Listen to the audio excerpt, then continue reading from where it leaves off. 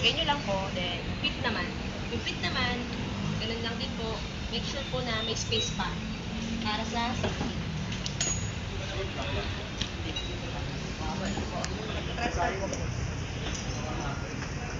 Ready nyo na po yung tuturo. Then, para po magkasya yun. Then, push nyo lang po sa ilalim. Pero huwag po masyadong maliit. Para po hindi madamage yung wax. So, ganun lang po. Same process hanggang mapuno natin yung batch na kailangan i-transfer. Soak nyo muna sa tubig bago natin ilagay sa 10 cups. So, ang laging mauuna yung fiber. The reason kung bakit namin ginagawa to, dahil nagka-clog sa lahat ng pipe. Dati kasi, ang planting medium po namin ay kokopit lang. So, ganito lang siya. Pag umaagos yung tubig, nauubo siya.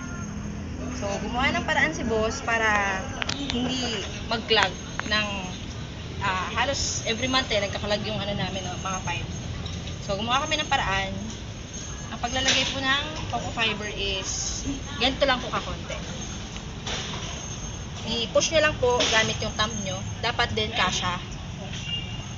Para yung susunod, kokopit naman.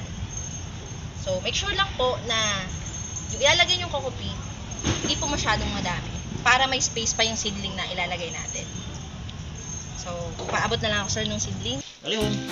2 is 211. 211. Hindi 3 in 1 ha. 211. Hindi to kape.